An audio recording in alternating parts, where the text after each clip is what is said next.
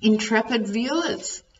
Now, while we're waiting for the lid to blow off the Manafort, Flynn, Cohen stuff, I thought time to catch up on the Chinese connection. So you had this woman, I'll just check her name, Meng Wanzhou. Very sorry for my pronunciation. If there's any speakers out there, Cantonese speakers, I apologize. Head of the biggest tech giant organization in China and possibly the world. Everyone knows that the theft of intellectual property and stuff is a big issue. Different countries have been complaining about it for years, but no one has been brave enough or arguably stupid enough to take on China over this issue. So we had bloaters come in saying, I'm going to do it. They can't steal our intellectual property. I'm sure someone wrote that in big letters for him on the campaign trail, because I'm sure he's never thought about it before the campaign. But he said he was going to do it, along with the tariffs. So he's really provoking China big time. It's a very strange thing. It's a very provocative thing. It's an international scandal, let me tell you. So let's have a look. Where does it come from? What's it intended to do? It's very strange. So I'm going to start asking the general question about the arrest. See what comes up, and then a few more specific questions. So, Meng Wanzhou. What was that arrest about? Oops. Something fell out, which was the Knight of Swords. I'm going to put that there as the opening card. What was this arrest about? There we go. And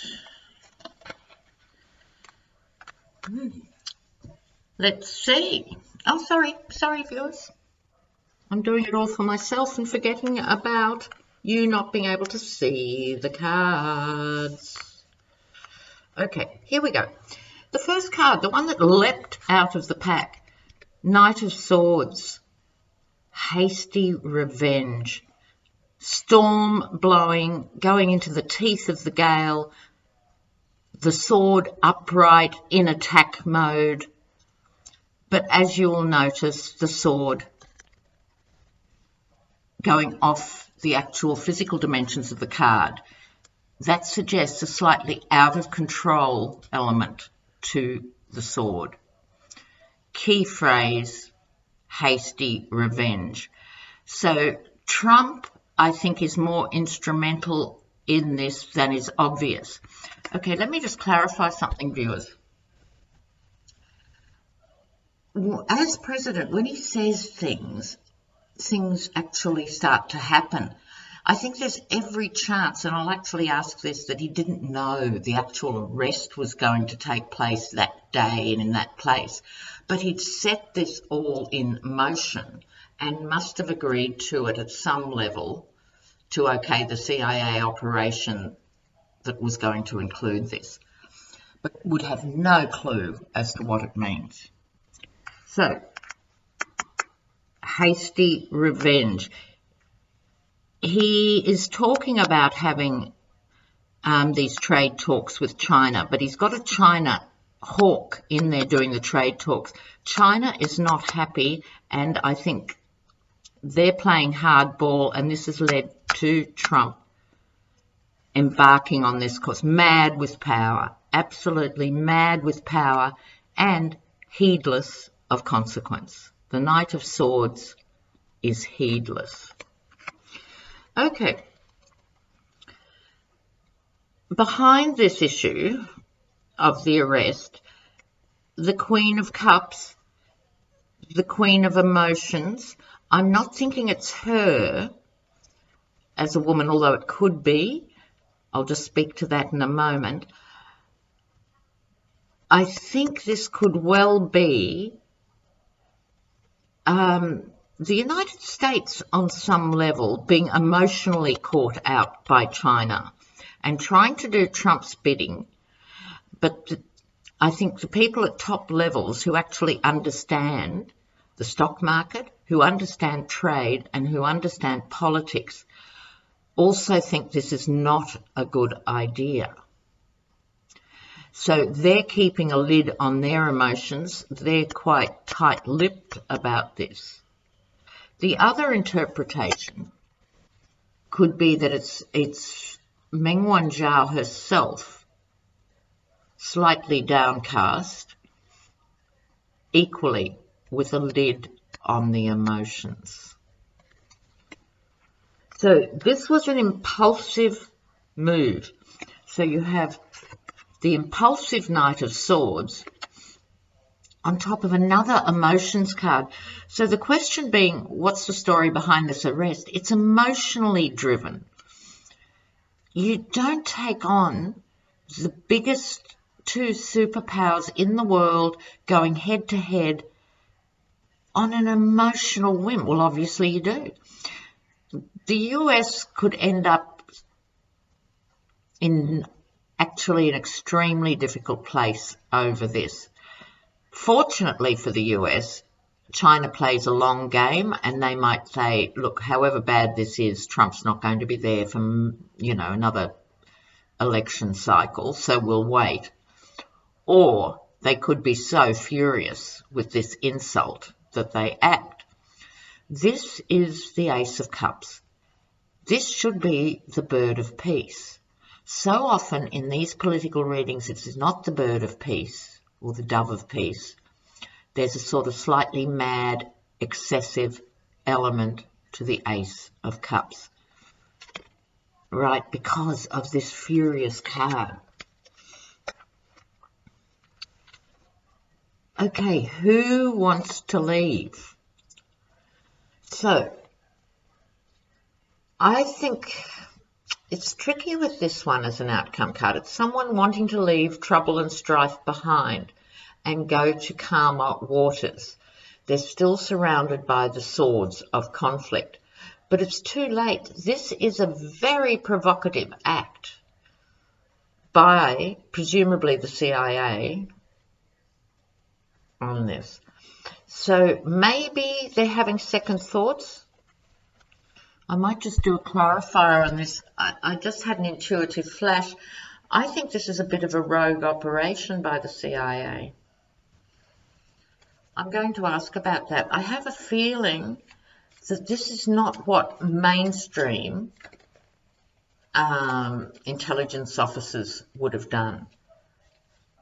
Maybe some Trump appointees or some young thing pissing on the tree wanting to carve out their area of operations or something. I think this was a bit rogue. Was there a rogue element to this? Was there a rogue element to this?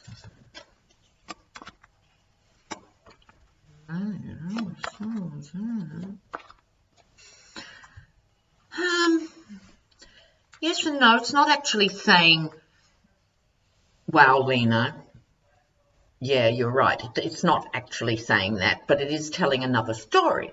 What is that other story about? Well, it would involve money. The Queen of Pentacles. Now, this could be Meng Wanzhou herself again, a profoundly wealthy woman. And that's a fair enough one for the key signifier, given that she's the centre of this conversation. So about her. But the question being rogue operation, there was definitely group work involved. The swords, the broken heart. Now, you only have a broken heart if you have an emotional space, and those early cards were emotion. And this card fell on top of the Queen of Cups. So I think it's someone, not one person in the CIA, but an operational unit that somehow was emotionally driven to do this. It's very strange. It's very strange. Harking back to the good old days when there was only one superpower, and that was Uncle Sam. And I think this person is ideologically driven. Right? Now, Bannon is deeply anti-China, and he had a lot of influence in those early days. It could be someone who shares that ideology, like, what's the guy's name? I'm trying to think of Lighthouse, or somebody, Leitziger, who's doing the China negotiations. It's someone who hates China. And this is group work, but also there's a bit of the behind the scenes elements. So I don't rule out this rogue thing. It might not be completely secret in the CIA, but it's like there would have been conversations between those who are old guard, who think China is the devil and they're going to come and take over the world, and the newer guard that are going, it's the powerhouse economy, we have to be nice to China. Now, just before I finish that, I'll just look at outcome. What's the outcome? America has to be very careful with this because, excuse me, America owes China a lot. So when Trump comes in going, oh, trade deficit, he wouldn't have a clue what a trade deficit was. It's not just a trade deficit, Donald. China has bought an immense amount of America's debt. Now, don't ask me to explain the fine print of that if you want to look it up online. So they buy bonds and things like that. Economists have been saying for years, if China called in the debt that America owes it, America would sink into the North Atlantic. This is why it's so stupid. So let's look at outcome. Why would you prod the dragon with a pointy stick? What's going to be the outcome of this, Eric? Oh.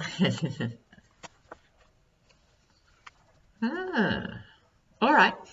Interesting. Wheel of Fortune. So there's a destiny aspect. There's a destiny aspect to this series of events. It will play out as it will play out, to state the obvious, but it is a huge thing. It involves the whole world. It involves all the elements of knowledge and history and power and influence and all the big things of the zodiac, all the big things of the universe, literally, are coming to bear on this outcome.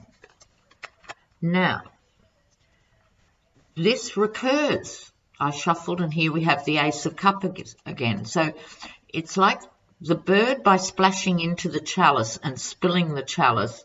So that's like the actual arrest is causing this spillover. She has been literally held captive. I mean, I'm sure she'll be released on Monday or something, but it won't stop this karmic series of events unfolding.